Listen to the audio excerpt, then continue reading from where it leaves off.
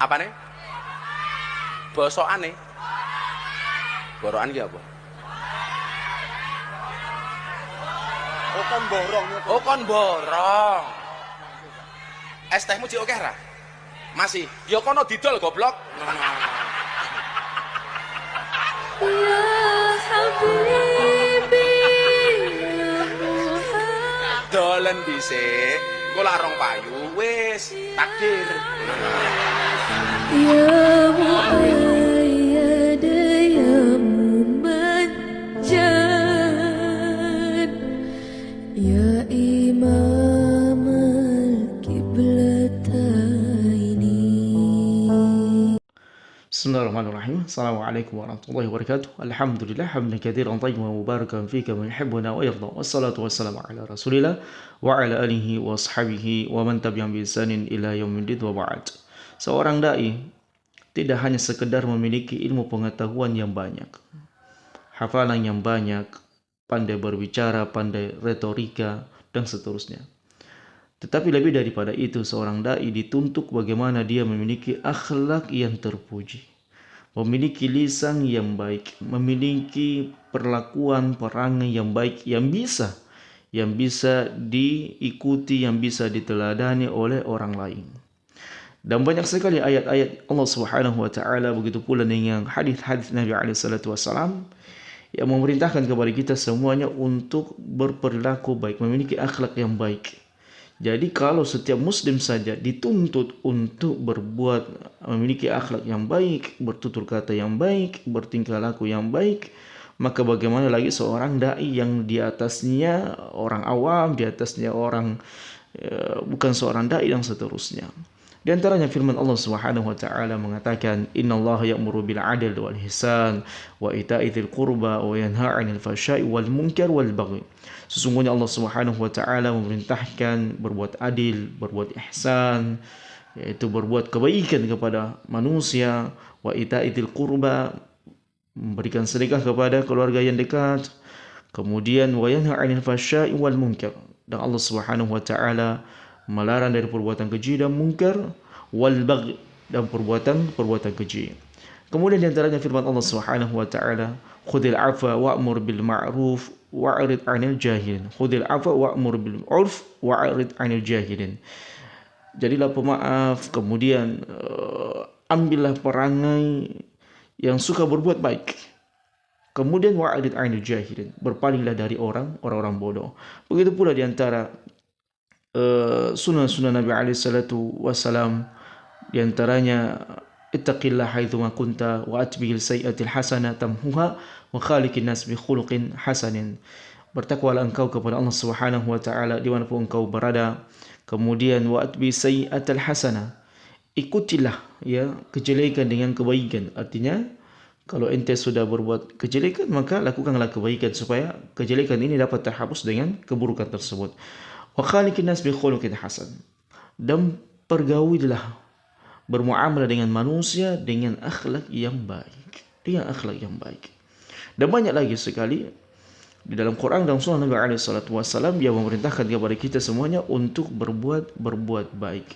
Namun apa jadinya kalau seorang dai, seorang ustaz, seorang kiai yang dikagumi, yang dihormati, yang dimuliakan, yang diikuti, yang didengarkan ceramahnya, tidak bisa menahan lisan-lisannya dari mengeluarkan perkataan yang tidak pantas, seperti mengatakan kepada seseorang, ente goblok, macam-macam dengan kelakuan-kelakuan seperti ini.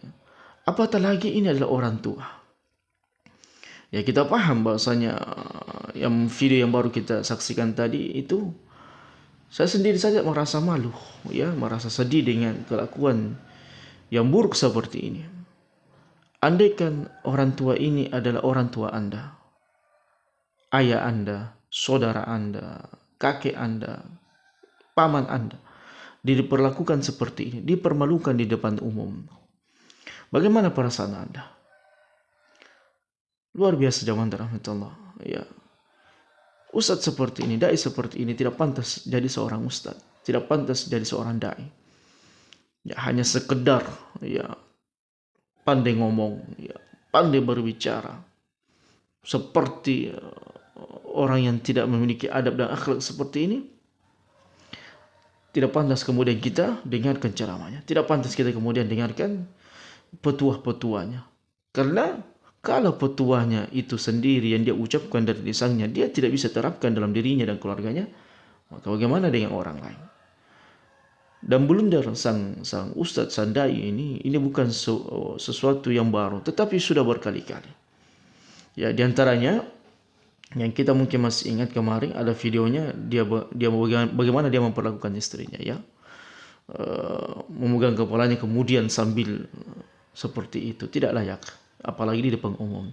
Kemudian ketika dia berseteru dengan Ustaz Khalid Basalamah, bagaimana dia memerangkang wayang atau mendatangkan seorang pewayang untuk menghinakan Ustaz Khalid Basalamah dengan melakukan ada sebuah perbuatan seksual di situ. Apakah seperti ini jawaban dalam Allah Subhanahu wa taala dikatakan seorang dai, seorang ustaz yang seharusnya memberikan keteladanan kepada mad'unya, memberikan pencerahan bagaimana berakhlak yang baik, beretika yang baik. Ya, mungkin sebagian orang mengatakan, bagaimana dia beretika kepada manusia kalau kepada Allah Subhanahu wa taala saja dia tidak beretika. Dia tidak berakhlak, dia tidak memiliki moral. Dan inilah krisis keteladanan di zaman kita sekarang ini. Bukan saja orang awam, tetapi seorang ustadz sekarang, seorang dai sekarang memiliki krisis keteladanan. Mereka tidak memiliki keteladanan kepada Nabi SAW, kepada para sahabat. Ini harus menjadi pembelajaran buat kita semuanya. Ya. Jangan hanya pandai berbicara, pandai menghafal, pandai ini dan itu, tetapi tidak memiliki akhlak kepada Allah Subhanahu wa taala. Mereka merusak agama Allah Subhanahu wa taala dengan banyaknya perbuatan syirik, melakukan perbuatan dakwah dan bid'ah, kemudian kepada manusia tidak memuliakan, menghargai manusia. Bukankah Nabi SAW telah mengatakan, "Laisa minna man lam yukrim kibarana." Bukan termasuk golongan kami orang yang tidak memuliakan orang tua. Apatah lagi zaman dalam Allah, dia ini seorang penjual yang mungkin kehidupannya susah dibandingkan dengan kita, berat dibandingkan dengan kita. Yang dia harus berjualan seperti itu. Inilah perjuangan. Yang seharusnya seorang ustadz, seorang dai tidak pantas seperti ini. Na'udzubillah. Nasallallahu salamatan wa afiyah. Inilah pentingnya kita semuanya, kepada siapa kita mengambil ilmu, kepada siapa kita mendengarkan petua-petua agama, kepada siapa kita kemudian berteladan. Yang sampai kita berteladan kepada orang-orang yang rusak dalam segi akidah, rusak dalam perkara ibadah, rusak dalam perkara dakwah, rusak dalam perkara muamalah, dan rusak dalam perkara akhlak. Apa yang mau didapatkan dari seorang ustadz, seorang dai seperti ini yang tidak memiliki kapasitas ilmu yang memadai ketika berbicara agama, tidak memiliki akhlak yang baik, jauh dari akhlak yang baik, bertutur kata kasar, ya, Allah Subhanahu wa taala akan senantiasa menghinakan siapapun di antara manusia yang menghinakan hamba Allah Subhanahu wa taala. Kama tadinu tudan. Hal jazaa'ul ihsanu illa al-ihsan. Kemudian dalam ayat yang lainnya, ya, tidaklah balasan kebaikan itu kecuali kebaikan itu sendiri, dan tidaklah ente berbuat kejelekan kecuali kejelekan itu kembali kepada ente sendiri. Kemudian Allah Subhanahu dalam sebuah kaidah yang sangat agung, kama tadinu tudan, al jazaa'u min jinsil amal. Sebagaimana engkau memperlakukan manusia, maka demikian manusia akan memperlakukanmu, dan sesungguhnya balasan sesuai dengan amalan. Oleh karenanya, berbuat ihsan, memaafkan manusia, mempergauli manusia dengan baik, dengan lisan kita, dengan perbuatan kita yang lainnya, ini sangat dituntut. Bahkan hadis yang sangat fenomenal yang mungkin sering kita mendengarkan, bagaimana disampaikan Nabi kepada Nabi SAW, ada seorang yang bagus ibadahnya, kuat ibadahnya, banyak sholatnya, banyak puasanya, banyak sedekahnya, akan tetapi lisannya tidak bisa dia jaga untuk menyakiti saudaranya yang lainnya. Maka Nabi SAW menyebutkan wanita ini dalam neraka. Betapa banyak dari akhlak yang buruk, perangai yang buruk, lisan yang buruk, menyebabkan seseorang itu dicampakkan oleh Allah Subhanahu wa taala ke dalam neraka. Ya, bagaimana perbuatan jelek, ya buruk kepada diri sendiri, buruk kepada orang tua, buruk kepada istri dan anak, buruk kepada tetangga dan sebagainya. Kemudian mereka dicampakkan ke dalam neraka Allah Subhanahu wa taala. Waliya'adu billahi min dzalik. Rugi di dunia, rugi di akhirat. Bagus ibadah belum tentu selamat. Ya, apatah lagi kalau akidahnya rusak, ibadahnya rusak. Apa yang mau dapatkan orang seperti ini? Ya, tidak mengikuti sunnah Nabi SAW, tidak berada di atas tauhid yang benar, dan akhlaknya pun buruk rusak. Apakah orang seperti ini akan diikuti, diteladani, didengarkan ceramahnya, dipenuhi ceramahnya? Allah musta'an, Allah musta'an. Kita berlindung kepada Allah Subhanahu wa taala dari akhlak jelek, akhlak buruk, akhlak perangai yang tidak benar, yang dipertontonkan secara nyata. Dipertontonkan secara nyata. Ya, ini mungkin di antara hikmah Allah Subhanahu wa taala sebagai bentuk hukuman bagi seseorang yang selama ini banyak memfitnah, banyak menuduh kaum muslimin, sehingga Allah Subhanahu wa taala memperhatikan kepada kita. Inilah yang selama ini menuduh Salafi Wahabi dengan berbagai macam tuduhan, dengan fitnah yang keji luar biasa. Allah memperhatikan kita. Apakah orang seperti ini masih bisa dipercaya perkataannya, masih didengarkan perkataannya?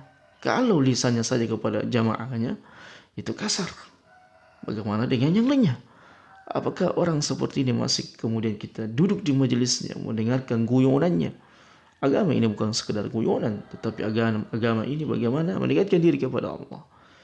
Agama ini adalah bagaimana kita memiliki akhlak yang baik, mengarahkan kepada kita akhlak yang baik. Masya Allah ikhwan, kalau antum mempelajari Quran dan Sunnah Nabi SAW, maka Quran dan Sunnah Nabi SAW akan membimbing kita untuk menjadi perilaku-perilaku yang baik, memiliki manusia yang memiliki tutur kata yang baik, yang sopan, yang santun, kemudian perangai yang baik, tidak mencuri, tidak menipu, utang tidak lari, dan sebagainya. Dia akan menjadi pribadi-pribadi muslim yang hebat, menjadi pribadi-pribadi muslim yang memiliki sebuah prinsip dalam kehidupan. Inilah saya seorang muslim, tidak suka berbohong, tidak suka berjudi, tidak suka memukul, tidak suka mengumpat, tidak suka mencela, karena mereka dituntun dengan Quran dan Sunnah Nabi SAW, didik di atas Quran dan Sunnah Nabi SAW, dan pendidikan Quran dan Sunnah adalah pendidikan imaniyah, pendidikan yang sifatnya keimanan kepada Allah, keilmuan yang luar biasa dalamnya, dan yang tidak kalah penting adalah bagaimana Islam itu membentuk karakter-karakter yang berperilaku yang sangat luar biasa, memiliki akhlak yang sangat luar biasa dalam kehidupannya. Barakallahu fikum wa jazakumullahu khairan. Wassalamualaikum warahmatullahi wabarakatuh.